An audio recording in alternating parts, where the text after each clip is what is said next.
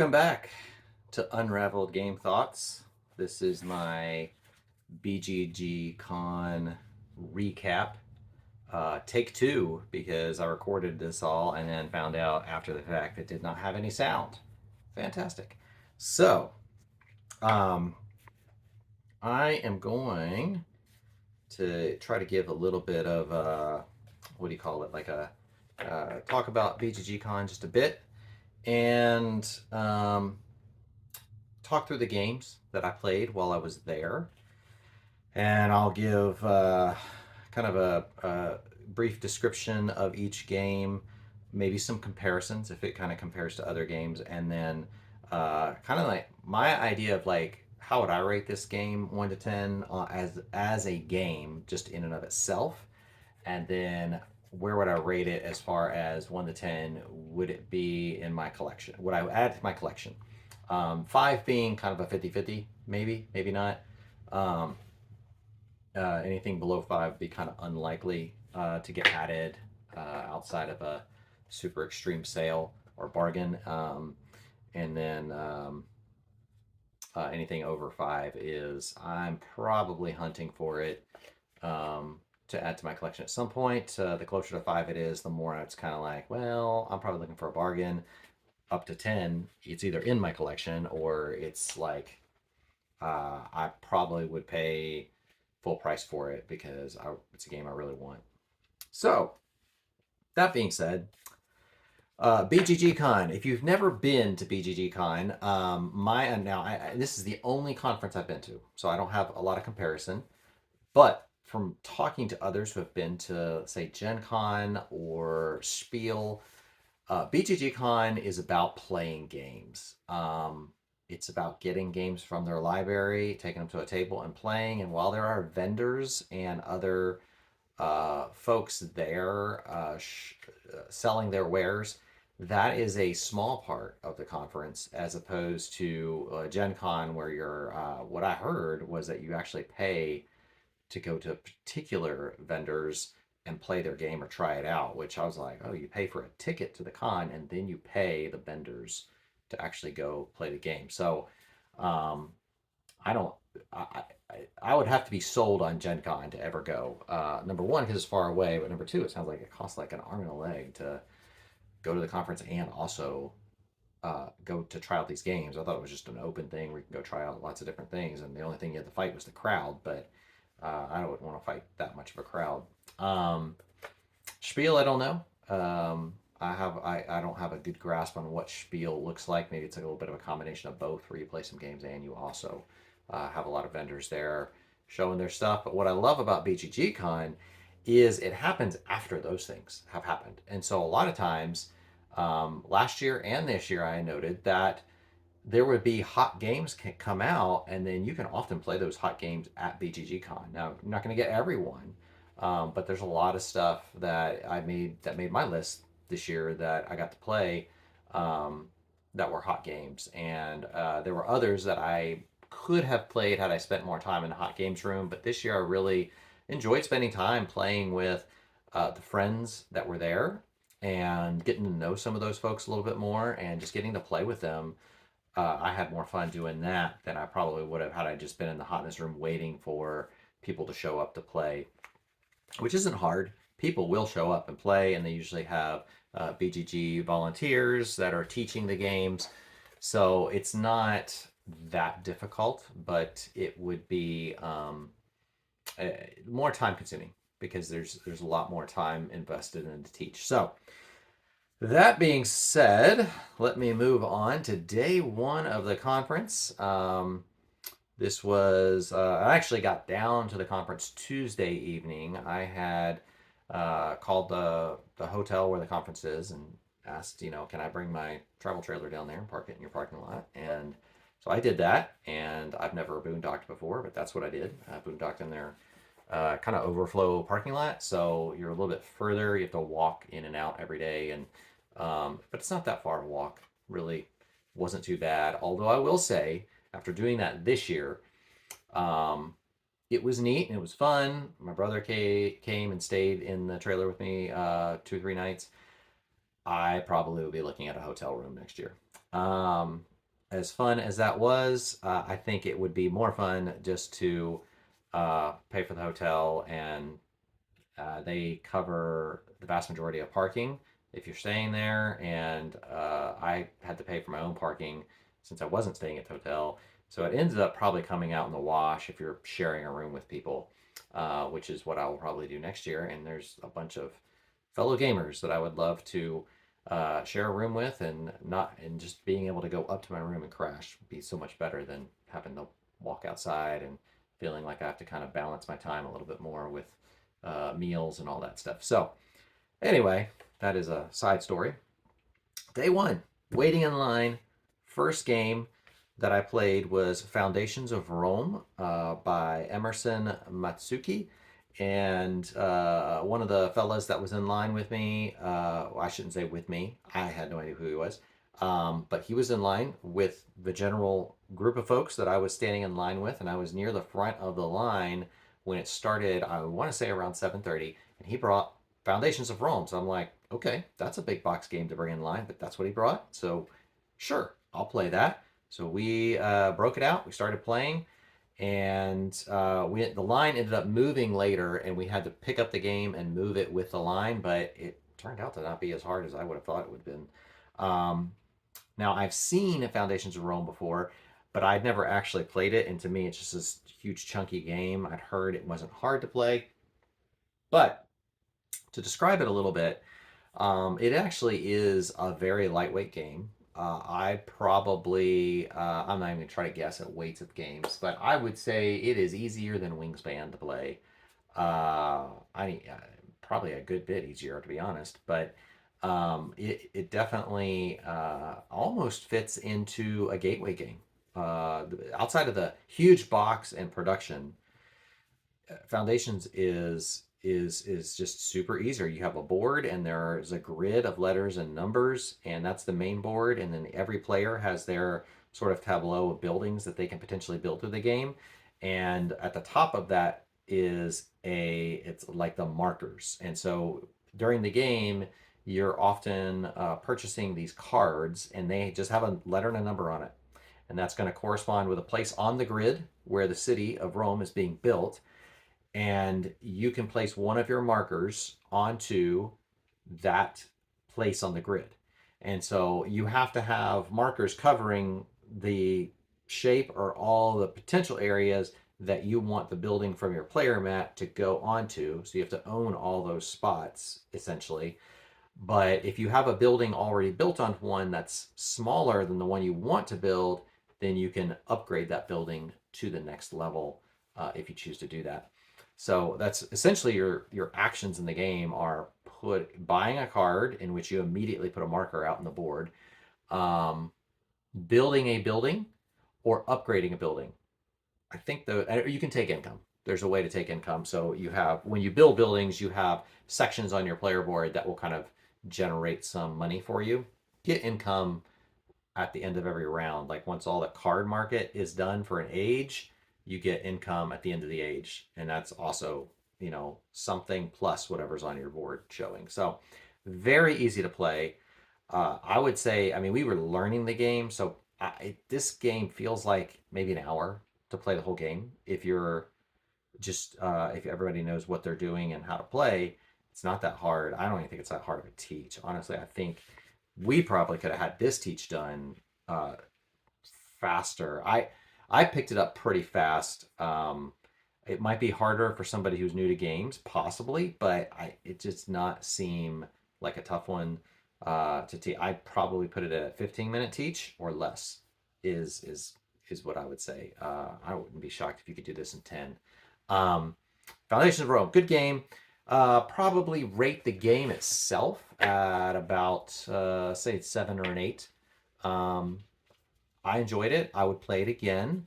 I'm trying to think if I would want to, like, how often would I want to play this game?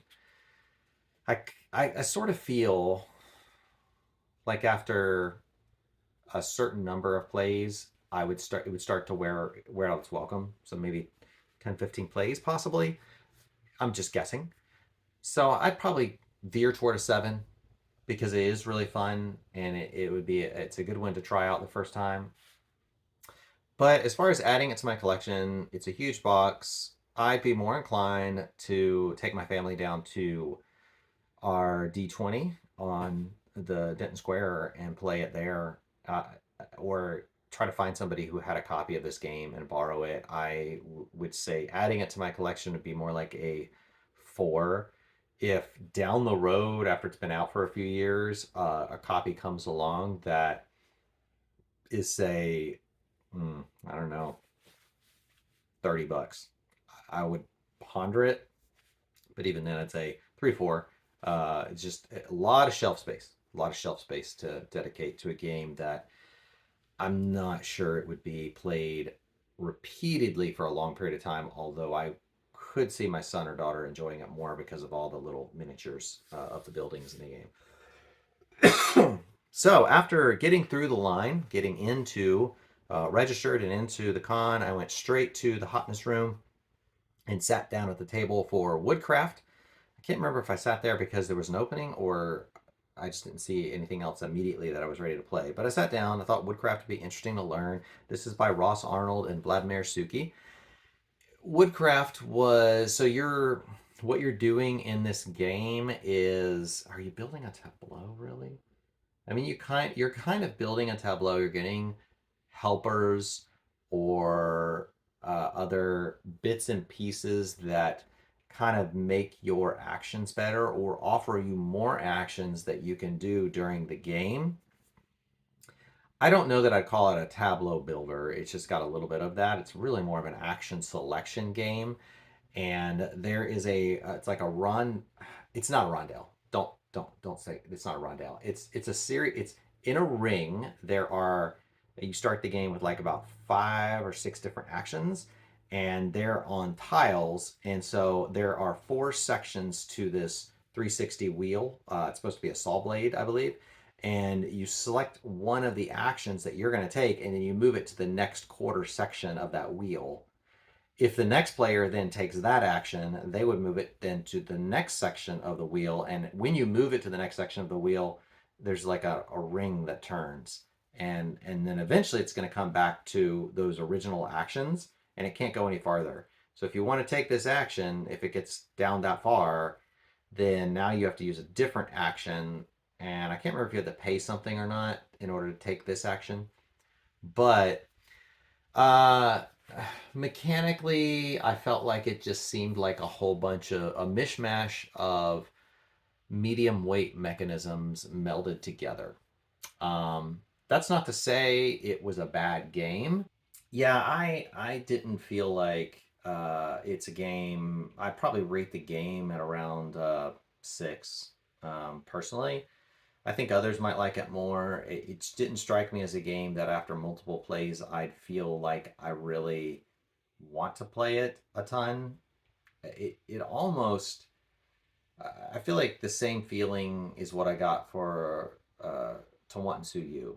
And I do kind of want to play Tawantinsuyu multiplayer a few times. I've only played it solo just to get a feel for it and how well it interacts. But I think after 2 or 3 multiplayer plays, it will be a game that I probably trade away. And this one feels like that kind of game. Like if I got it, I'd play it 2 or 3 times, and then I'd be like, okay, that was neat, and I'd trade it away. So adding to my collection, this one's probably like a 2.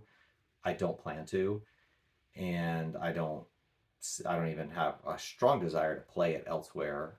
But I don't think it's a terrible game. I just probably would give it a 6. Because it's neat. It's got some creative mechanisms, particularly with the dice.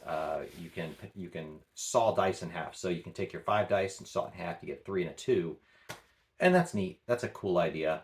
And you grow the trees, and then they can produce more dice or resources for you by growing them. So I like some of that intriguing thematic interaction with the mechanisms, but it's not enough. It feels like it's just not quite enough to keep me engaged for very long. So that was Woodcraft. And then some of the folks that I was playing with largely at the conference were there, and they were playing games, and I was waiting for them to wrap up. I think they were playing a game of Flamecraft at the time, and so I was invited to grab something, anything from the library. So I went down to the library and grabbed Edge of Darkness. Saw that sitting on the shelf. I'm like, I want to try this, by John D. Clare.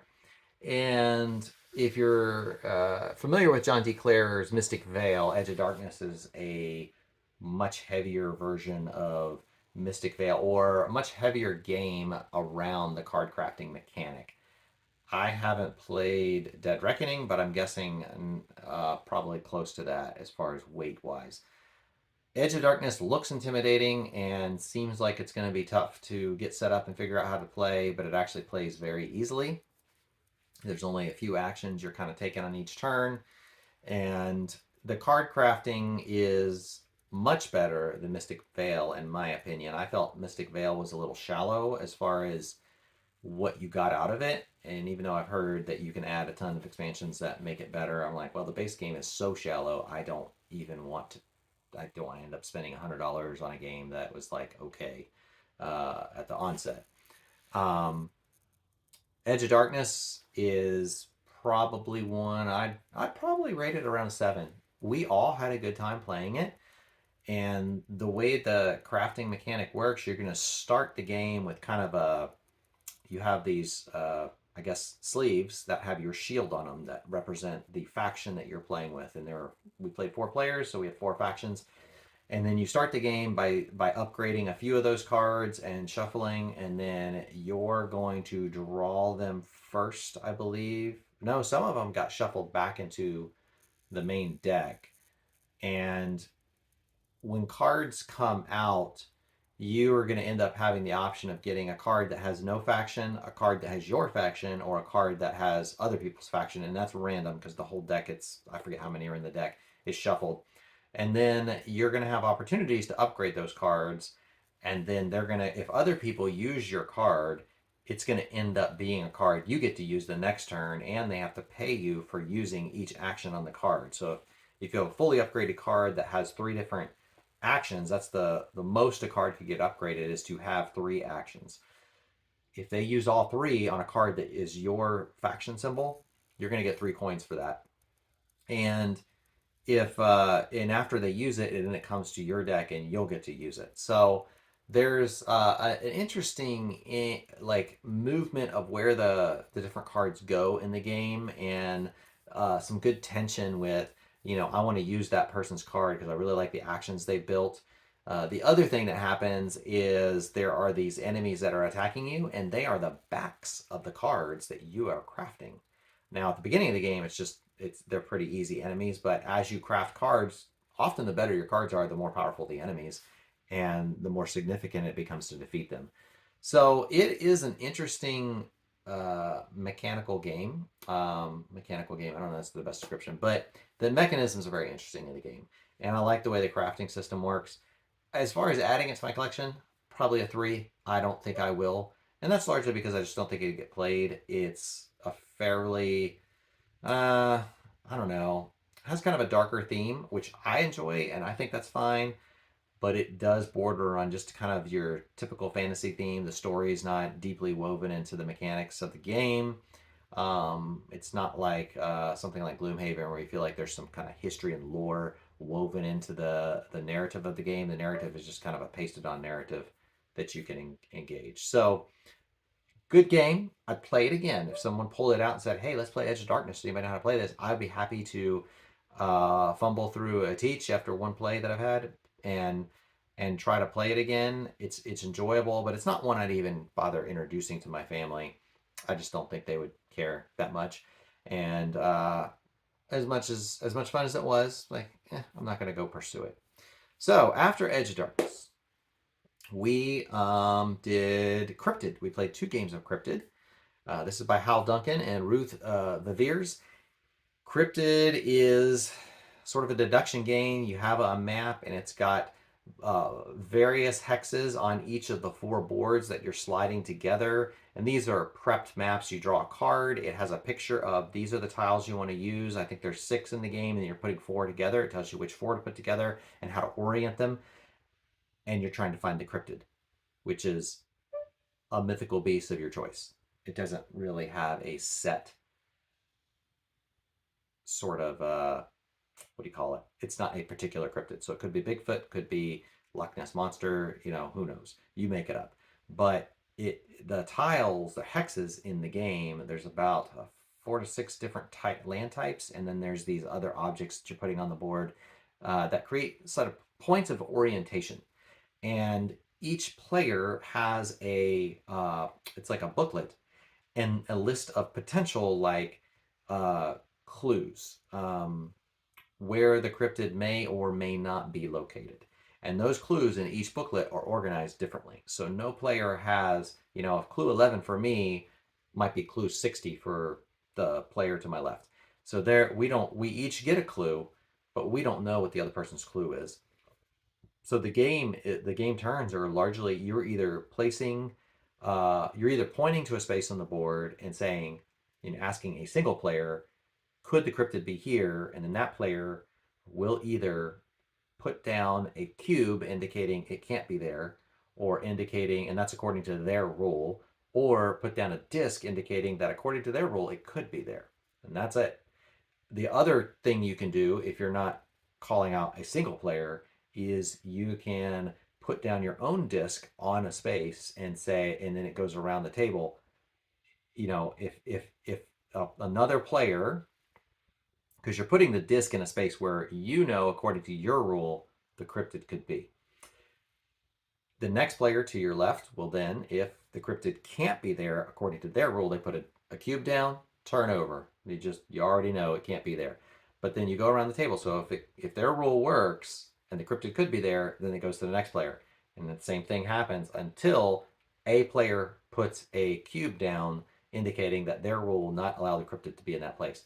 Well, if everybody goes around and no one puts a cube down, you've just won the game.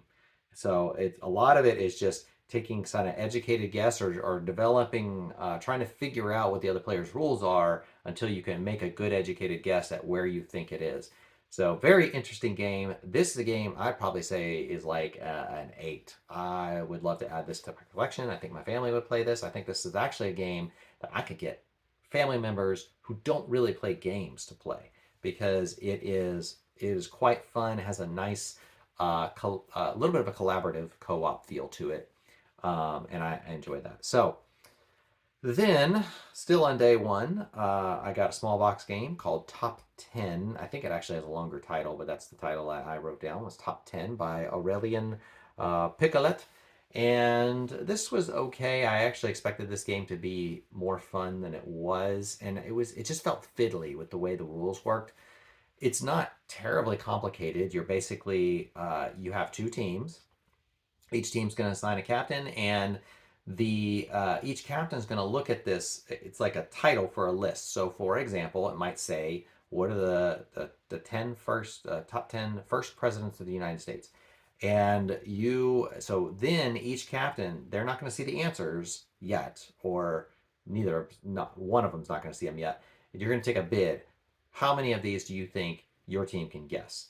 So say one captain is really super confident. Oh, I know somebody on my team that knows all the presidents. Boom, I'm going to guess 10. The other team says, I'm not so confident. I'm going to go 4.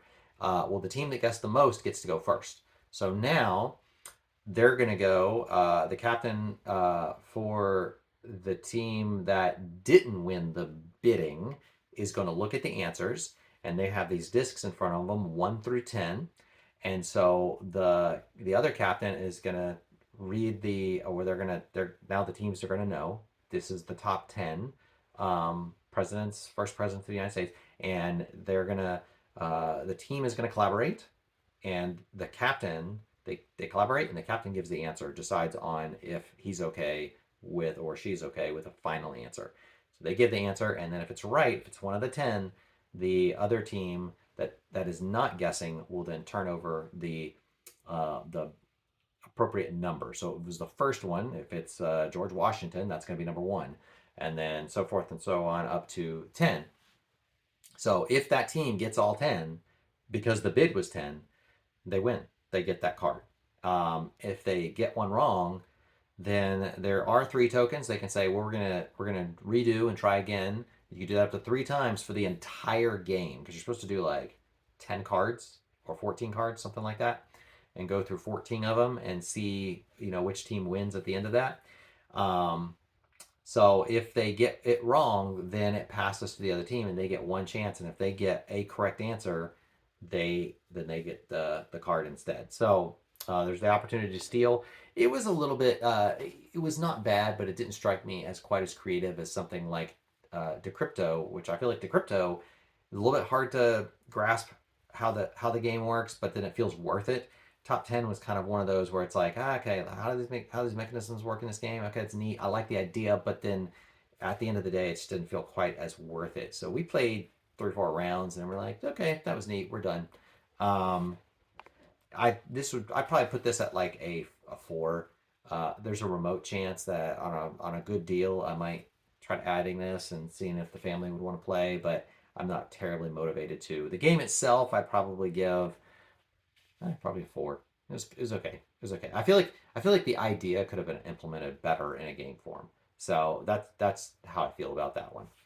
All right. Last game I played was Ark Nova, which is actually my copy of Ark Nova. I had a friend who came to the conference, and they had borrowed my copy of Ark Nova, and I borrowed their copy of Blood Rage and some various other games. And I taught my friend Ark Nova. We didn't actually play a full game, which played 2 or 3 rounds, enough for him to grasp the game and get it down.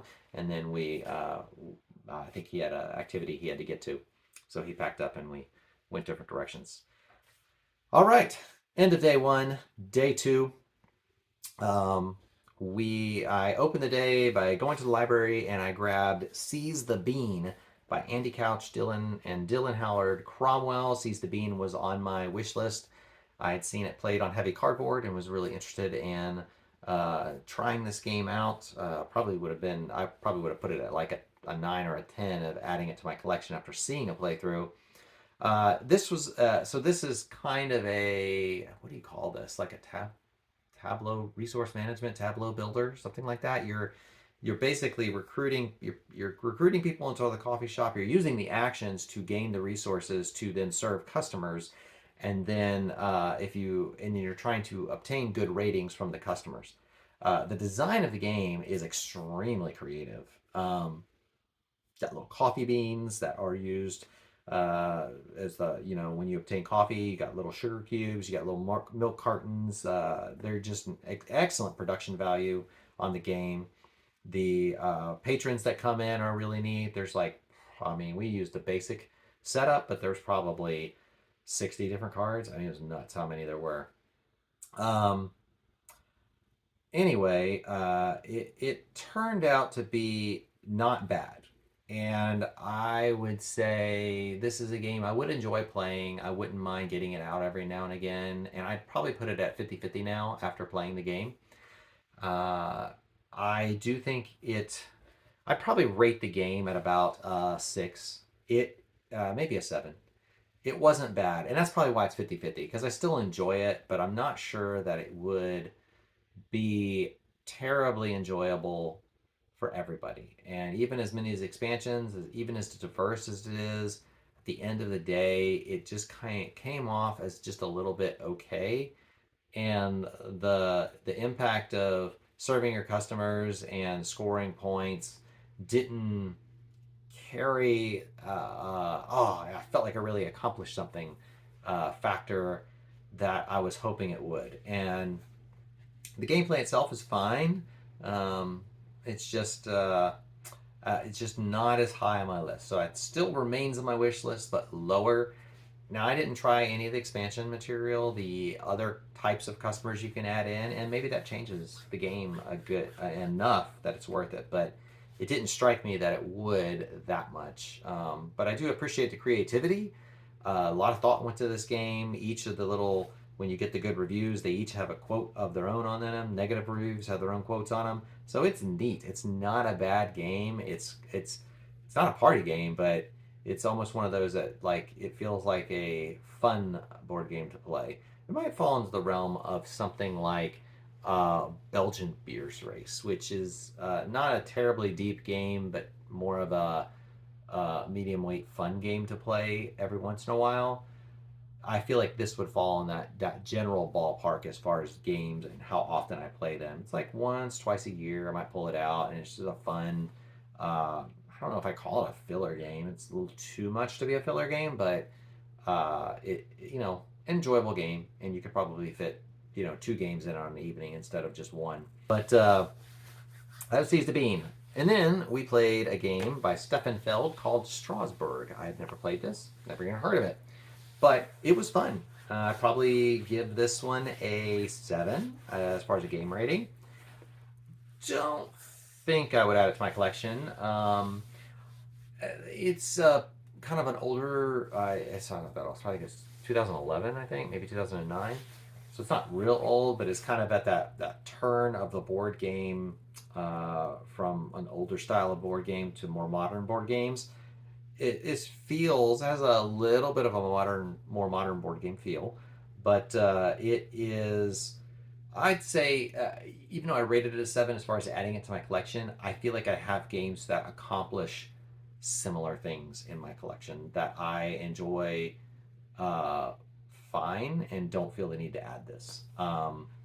So it was, I'd probably put it at like a 3 or a 2. The only reason I would ever add this is like if I saw it at a flea market or something for $5 or $10. But it is a fun game, and if you happen to be in a place where somebody breaks out Strabourg, it was enjoyable. You're sort of a little bit of an area control. You're trying to purchase tiles and sort of manage your resources to purchase these tiles to put on the board, and score in-game victory points based on the location of those tiles, based on whatever the in-game victory point cards that were drawn. And there's like, I don't know, 7 in the box, and you're going to draw 4 of them, and then your game group is going to score based on those that are drawn. So not a bad game. Kind of beige art for the most part. Typical Euro Orleans style art for the most part, but still good game, and I played again.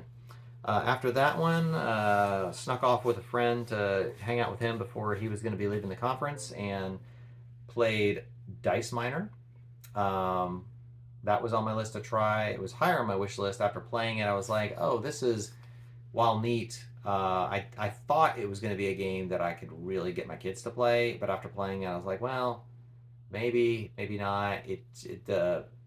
The scoring and all that in the game didn't strike me as quite as compelling as I thought it would be.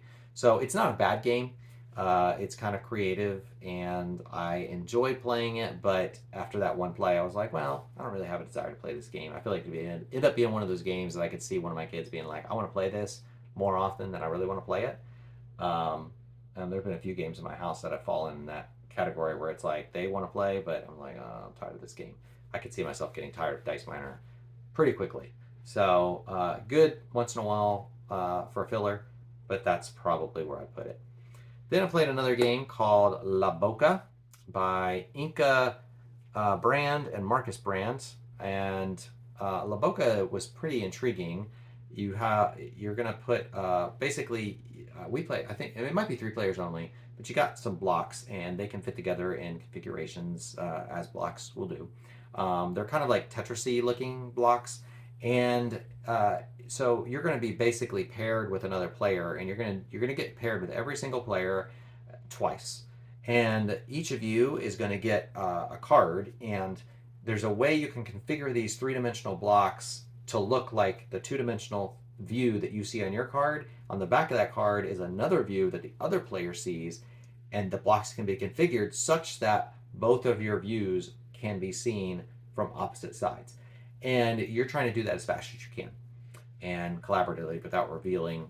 All you're saying is like, well, I need a black one here, and it's kind of 3-dimensional, so the other person has to figure out like, well, based following the rules of these blocks, like you can't have empty spaces under a spot, and so you have to like make sure it all fits a certain way.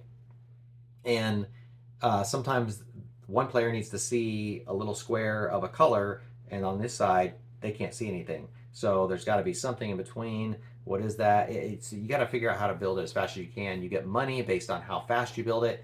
Every player does that with every other player twice, and then whoever has the most money wins. That's it. But it was a neat game. I enjoyed trying it. I would probably rate this one uh, an 8 based on the style of game it is. Tactile game, pretty good, well designed, very creative. Adding it to my collection, 4. Probably wouldn't. A little bit bigger box than I would like to have for the game that it is. If it came in a smaller box, I'd say 50-50 on adding it to my collection. It would take up too much space on my shelf, or more than I want for the game that it is, because it doesn't really require the box space that the box require. The box is a bigger box for less game in it than what you need. So I tend to prefer games that utilize their box space very well, because then it takes up less shelf space on my shelf. So that was La Boca. And then what did we do? We played Renature by Michael Kiesling and Wolfgang Kramer. This is a kind of a naturey looking game, and you have dominoes that have animals printed on them.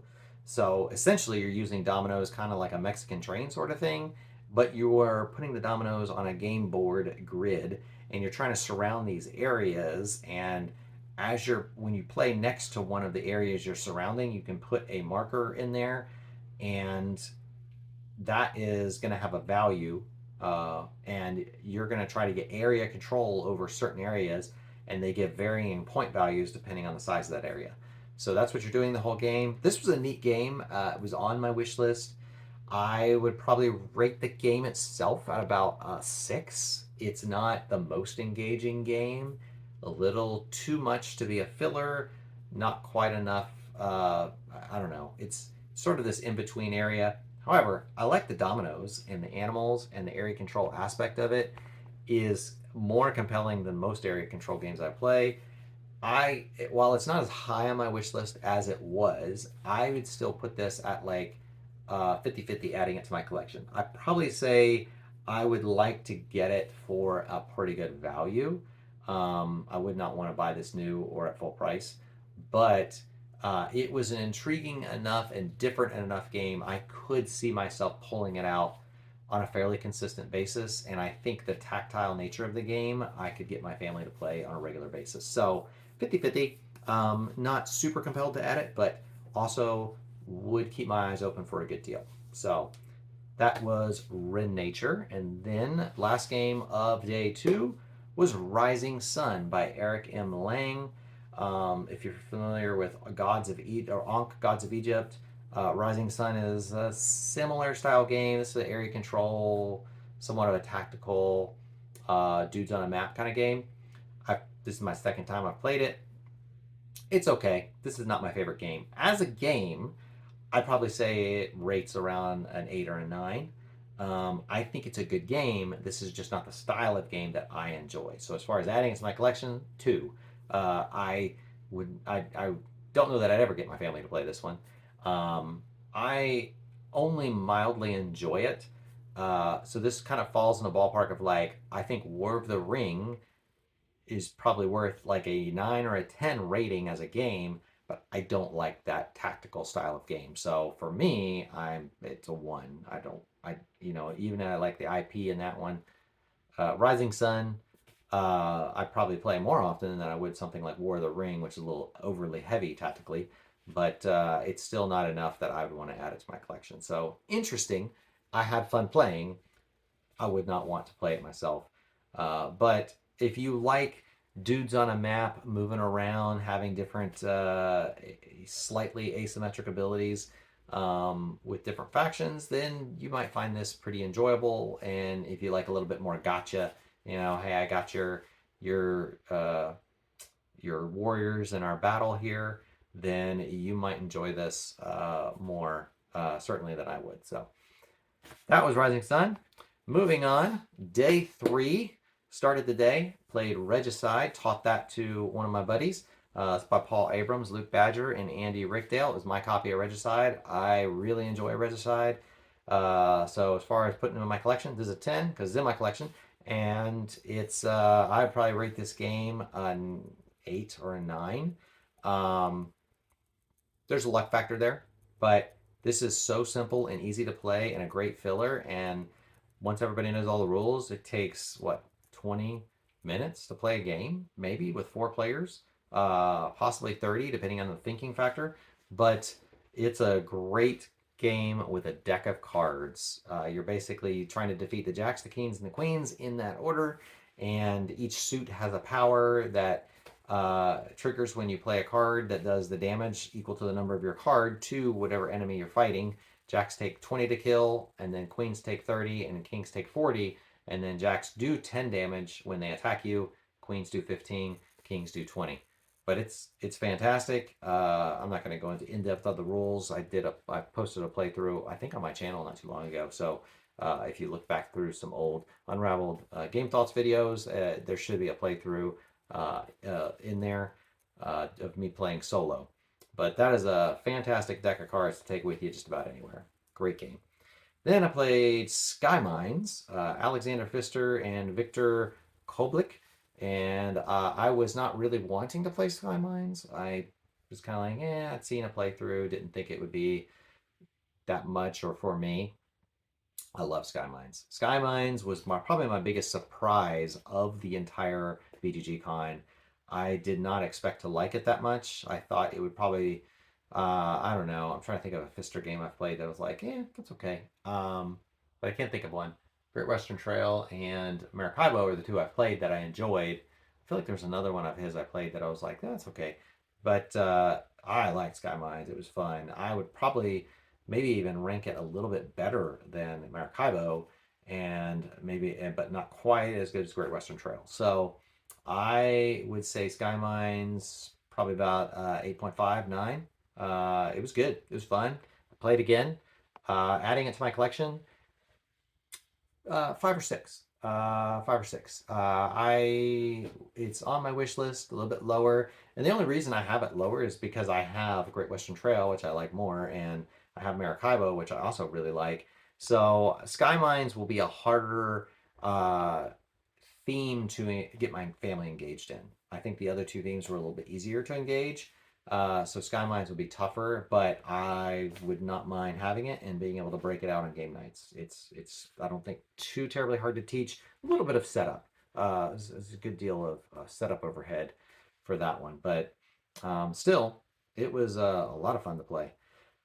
Then I went down and demoed War of the Ring, the card game by Ian Brody.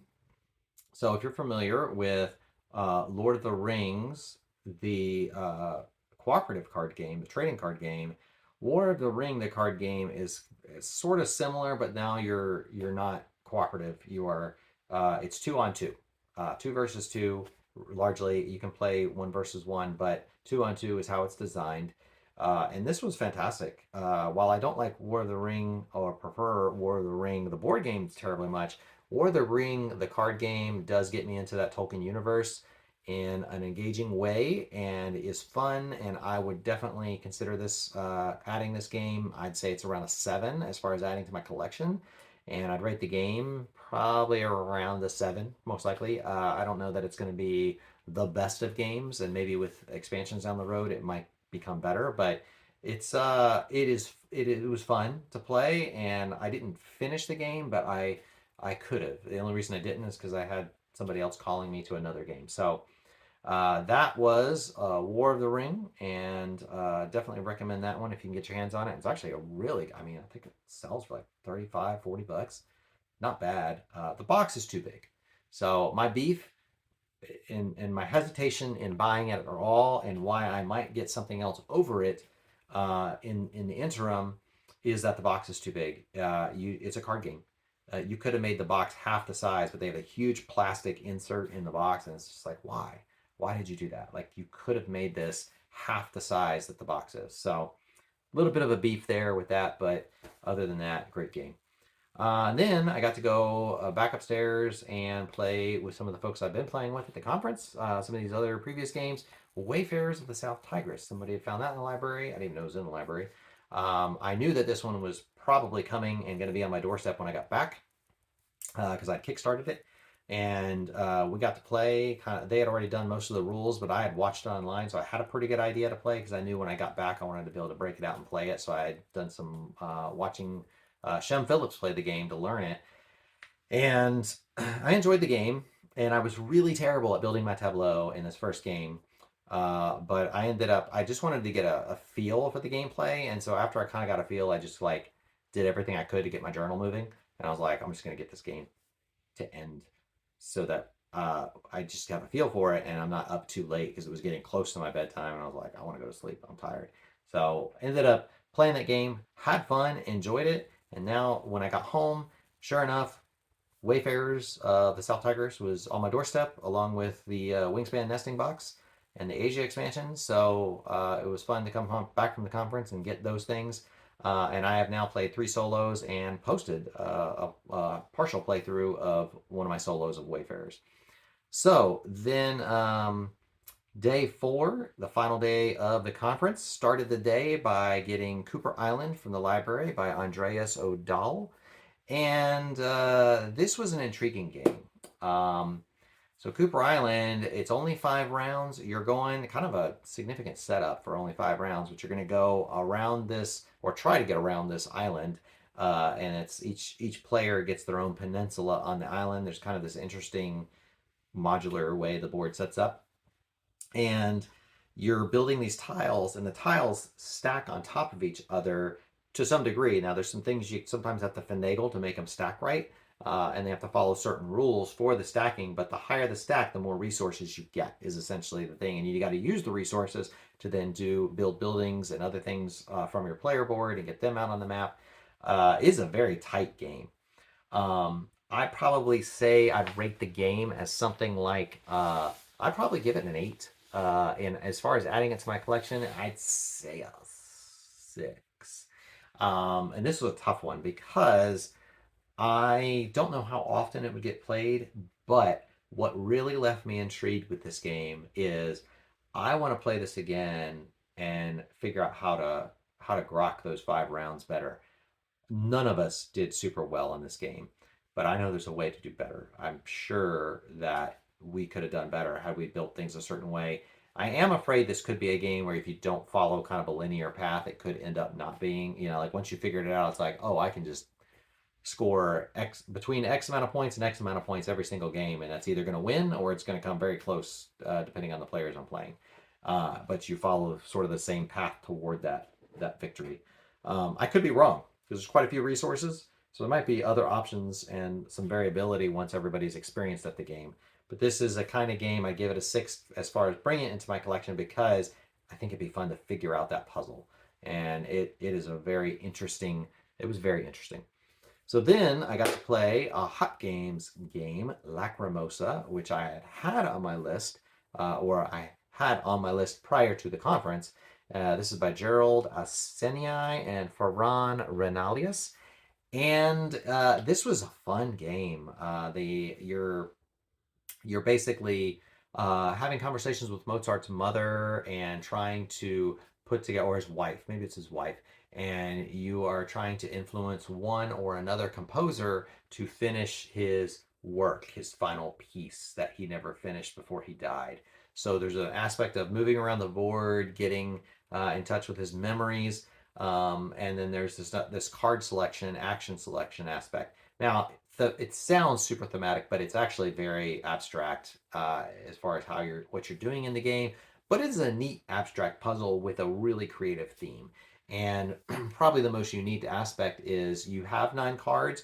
The whole game you're going to have 9 cards. So there's a really good tension with, do I influence the composer's composing his theme, or do I upgrade my actions?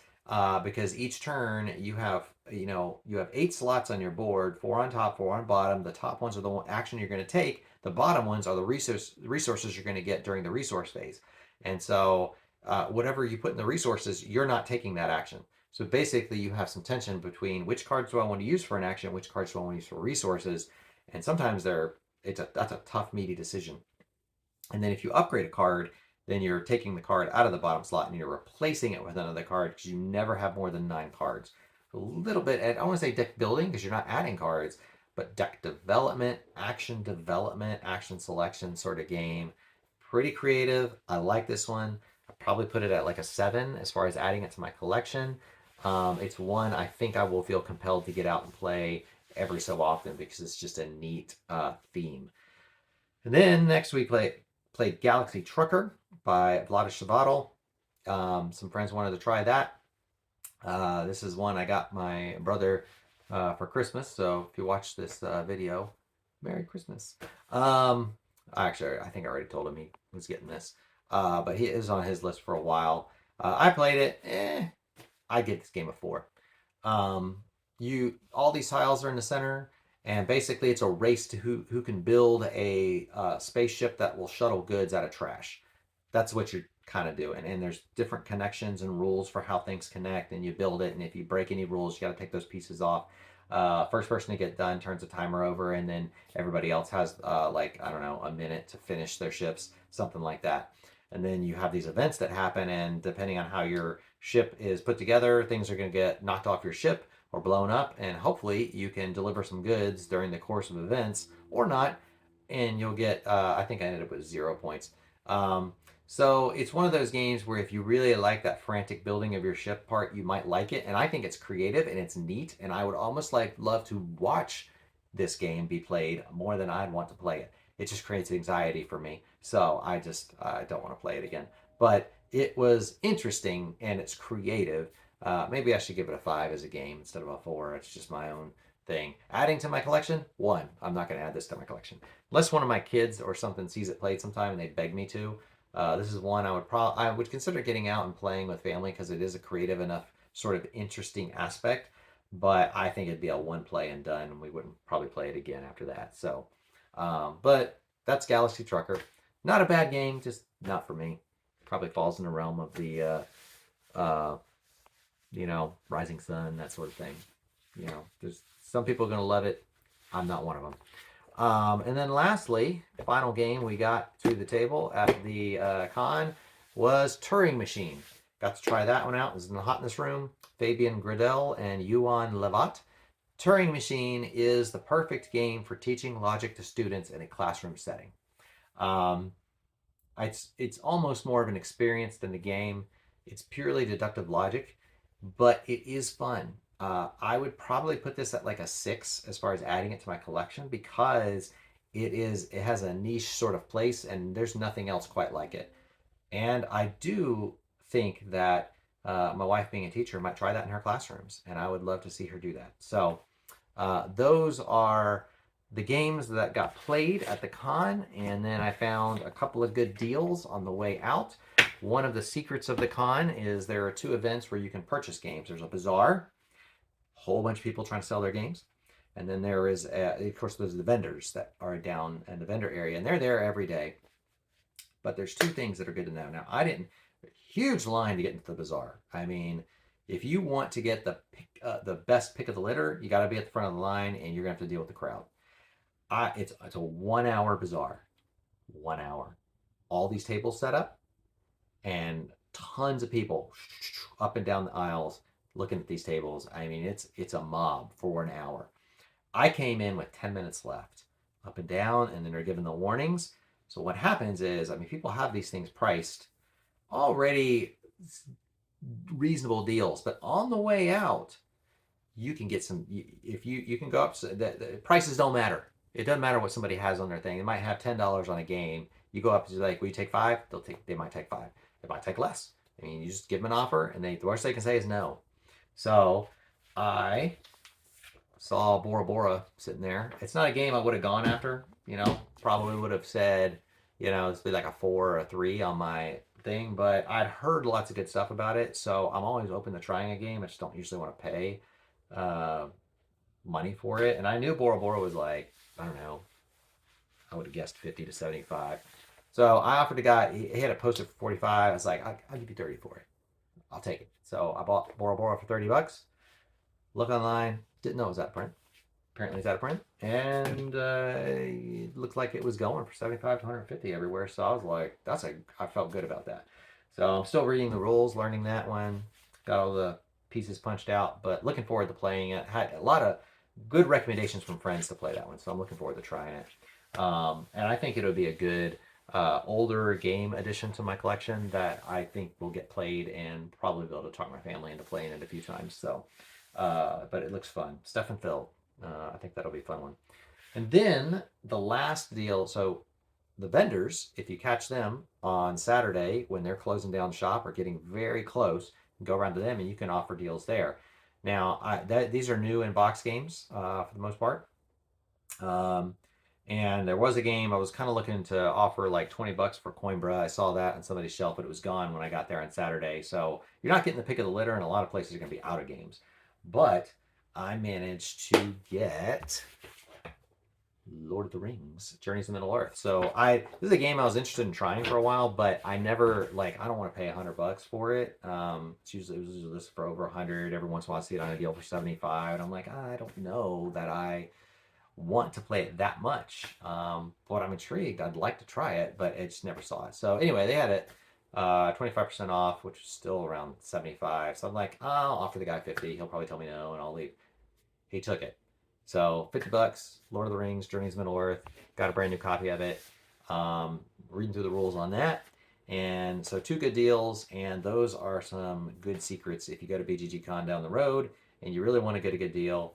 Last 10 minutes of the bazaar, last couple hours before the vendors are packing up and leaving on Saturday or Sunday. Sorry, Sunday. So I might have considered leaving early Sunday morning, but I really wanted to hit that vendor and just see if I could get a good deal. So I might do that again next year. Probably worth it. But yeah, that was the con experience. If you have, if you were at BGG Con and you have some good stories or some other good games that you were interested in, or if I have not gone into enough detail for you, so I really am just skimming the surface of these games, post in the comments, let me know. Hey, I want some more detail in this game you talked about. Tell me more about that. I will answer as best I can, give you some feedback, and I did a terrible job of actually coming up with comparisons for these games, so I'll do a better job in comments of trying to offer some comparisons to other games that might make it a little easier for you to make a decision if you're trying to decide, is this game that I want to get or not. But thanks for joining me at Unraveled Game Thoughts.